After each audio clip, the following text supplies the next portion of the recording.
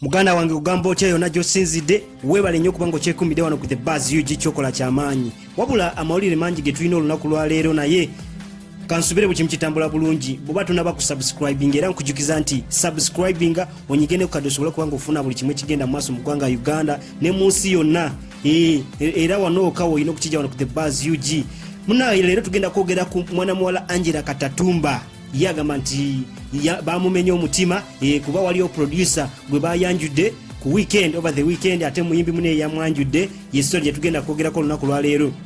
Naye nga tetunaba kugenda ku kyatulese katusoke twogere tuwayewayemu ku bimwe ebigenda mu maaso mu nsi yonna ne mu ggwanga Uganda. Essaawa zino wenjogerera mu America akalulu kagenda mu maaso nga bagezako kulonda president ani anaabakulembera ekisanja kijja akalulu kagenda mu maaso wakati wa Joe Biden ne Donald Trump muna Republican batunga wabula ate ngawo kimanyi nti essaawa zino abantu abakalonda mu America kaluka kyagenda mu maaso bali millions 50 naye bakyagenda mu maaso n'okulonda kaluka kyagenda mu maaso abantu oba ojjukira bulungi ekisanja kyakaggwa era Donald Trump yali mu race n'omukyalo gwe bayita Hillary Clinton oyo owa DP owa Democratic Party era abantu bangi bali tebasuubira nti Donald Trump asobola okuvaayo n'awangula omukyalo ono Hillary Clinton mu kalulu kuba yaliko abawagizi bangi ba Bill Clinton mujjukira bulungi naye yaliko omukulembeze mu America ba Obama n'abalala bangi nga balooza ono Trump tasobola kuwangula wabula ate ekyewuunyisa Trump yakuba omukazi ono akalulu yamukuba bubi nnyo abantu ne basigala nga tebasobola kikkiriza nti Trump ye mukulembeze kuba mu speech ze nga anoonya akalulu ye nga teyeeguya bw'oba oyagala kumuwa akalulu omuwa ye avuma tafaayo ye Donald Trump n'agagooyo wabula ate bwagenda okukyanga akubye Hillary Clinton nga mukubye akalulu naye ate amawulire gatambula nti Donald Trump ono ya akalulu yakabba omanyi mwe mubadde mukimanyi nti okubba akalulu kuli wano oka mu Africa oba mu Uganda naye ne mu US akalulu bakabba kuba amawulire gagamba nti Russia abo basajja ba Russia bahakinga mu teknologiya wa America ne basobozesa Donald Trump okubanga ayitamu babba akalulu ako naye bakyakola okunoonyereza tebanaba kuzula kituufu kiriwo oba omusajja akalulu yakabba. Kyekyo muganda wange ne wano mu ggwanga Uganda campaign zigenda mu maaso abantu abaigwanyiza ebifo byenjawulo mu kaluka bonna kajja 2021 campaign zigenda mu maaso bugu muliri waggulu era kati wenjogerera abantu bamaze ku unveiling ekifaananyi kya president Bobi Wine principal ekifaananyi kifulumye kibagenda okozesa mu kalulu konna aka 2021 nga batunga ne president Museveni nga bw'okimanyi bulungi nti race eri wakati w'abantu babiri president Museveni wa NRM ne Bobi Wine Robert Kyagulanyi Ssentamu owa NUP wewe muganda wange era abantu banoonya kaluka scientific kuba obulwadde nabo bukyaliyo teekako masiki yo omanye nti obeera mulamu otateekako masiki oyinza obutatuuka ku lunaku lw'okulonda olina okuteekako masiki olabe ku bukulembeze obupya ng'eggwanga lyaffe linunulwa kyekyo muganda wange kiriwo wabula bingi era kati olunaku lwa leero omusajja gwe bayita Pastor Yiga abizaayo owa Revival Church Kawala atuvuddeko bulamu bwesi over the weekend amawulire gatandika okusatulatinga nga galaga nti Pastor ono Yiga afudde naye nga abamu bagamba afudde abamu bagamba tanaba kufa kuba social media platforms ez'enjawulo zaawandika amawulire nga abamu bagamba afudde nga abamu bagamba akyaliwo kati abo abantu bali tebanaba kumanya kituufu naye tumaze okukikakasa tumaze kiriko family nti omusajja bambi atuvuddeko Mukama Katonda omwoyo gwe amulamuze ekisa bambi kuba bingi ebitusobako bingi byetukola abantu b'ensi munaye tukola bintu bingi naye ate bwe tuba tugenze mu maaso nekyatulese kati nga bwe gambye nti tugenda kwogera ku mwana muwala Angella Katatumba ne Daddy Andre. Over the weekend ebifaananyi twabirabye nga Daddy Andre ayanjuddwa omuyimbi era muyimbi mune gwe bayita Nina Rose yagambye munaye ekintu tukifule official ebifaananyi twabirabye abantu ne bakomentinga abantu abangi ne bava ne bagamba andoze no video shoot nga tebakikiriza mukimanyi bulungi nti emabega kwawo Nina Rose abadde agenda mu interview nga bamubuuza nti gwe Nina Rose bagamba mwekwasaganya ne Andre kituufu Nina Rose nagamba nedda si kituufu kuba tuli mu record label yemu Black Market Records tuli mu record label yemu kati awo tetwekwasaganya baba lyawo abantu ne erenga mone zitandika okutambula nga ziraga nti Nina Rose alabika ali lubuto lwa Andre era alabika ali lubuto lwa Andre on the beat era ne bagamba nti no Nina Rose nagamba no siri lubuto lwa Andre kati awo over the weekend abantu bali surprised nga balaba nti Andre ne Nina Rose ekintu bakikoze official kirungi nnyo munange congrats mbayozayoza wabula ate ekyatulese ekisingira ddala ye Angella Katatumba ono muyimbi abaddewo ebbanga naye abadde ayimba nnyo olulimi oluzungu nga bwekimanyi nti abantu abayimba nnyo oluzungu abantu bafe ababulijjo abawasi abasinga okusupportinga music baba tebaba following nnyo kati yesonga lwaki abantu abasinga bandi babadde tebamanyi Angella Katatumba naye abaddewo for a while nga ali mu industry akikuba naye biri abiri yasalawo akole comeback oba yasalawo a rebranding oba okola comeback nagamba nti no producer kyaliko Daddy Andre era manager we gubaita Oceans bagende wa Daddy Andre ne bagamba nti no Daddy Andre yaliko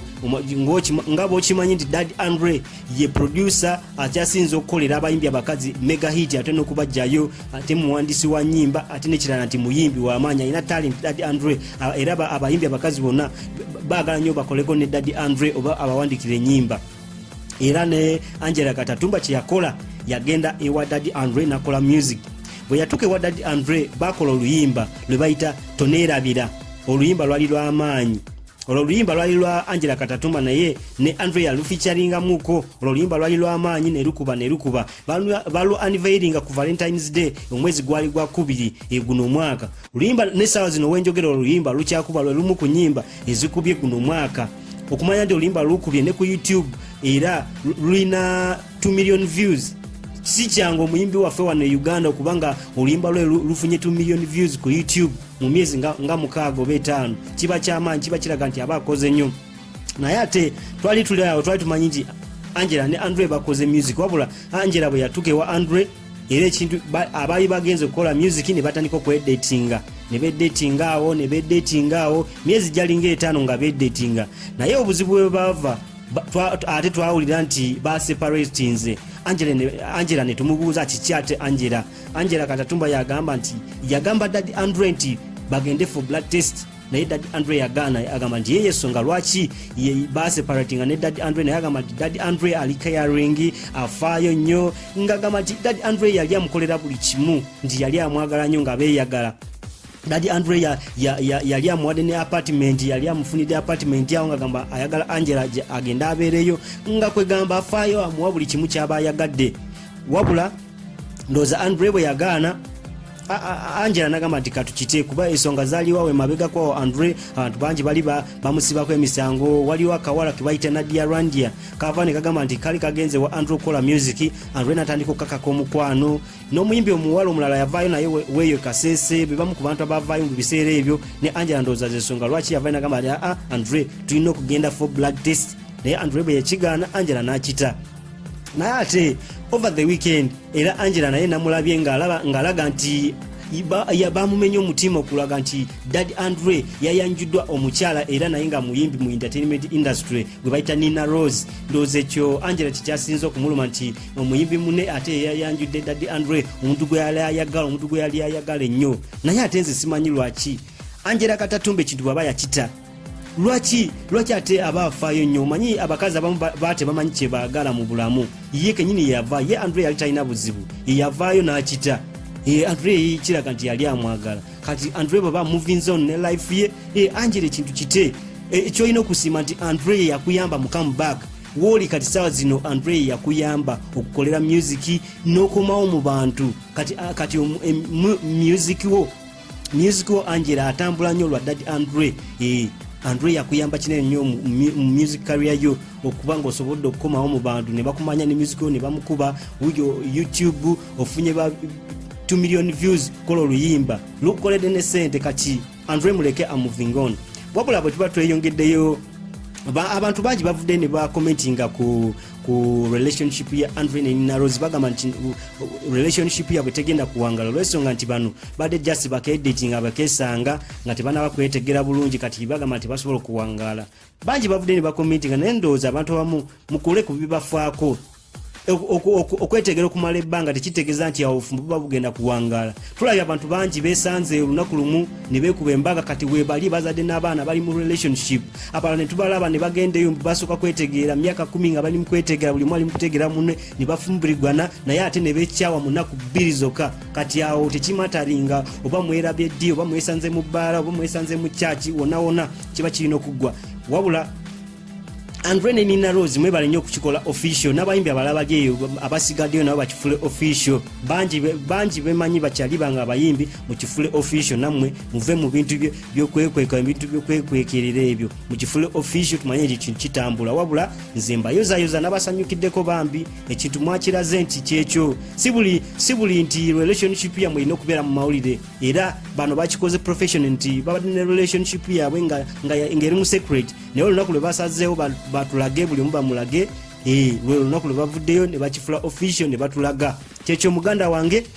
wabula tukyagenda mu maaso tumiddeko Anita Liz wali ku Palm Hotel ne Hell Baby ya ku Palm Hotel kyemukola kyamaanyi be bamu ku bafani baffe abatugobera wano ku The Buzz UG bambi mwebale nnyo kubanga mutugobera n'abalala bangi bafani baffe bangi bantu bangi batugoberera mwena sisobola kubanga mbamalayo ndooza nja kufunayo programu emu yonna nga yabafani baffe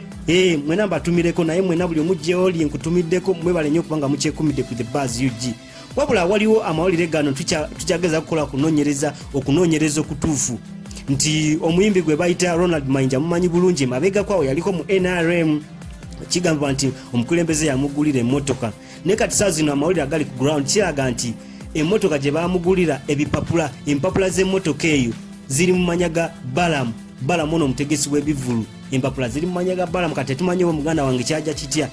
ne bakugulira emmotoka ate amanya oba amanya g'emmotoka okugiwandiisa gali mu manya g'omuntu omulala kati wabula nze ne timu yange tukyakola okunoonyereza tuvaako ku The Buzz UG Balamu ono aze yenyigira mu mivuyo mingi egyekusa ku politics nga tetumanyi nti Balamu muntu wa entertainment mutegesi wa bivulu ebintu bya politics tabisobola era bakusasira bona bamukaaba ba King Michael ba Ashback kato n'abalala bangi bakaba Balamu ono kati simanyi oba Balamu kinagwa kitya Balamu olina okwetereza muganda wange wabula ate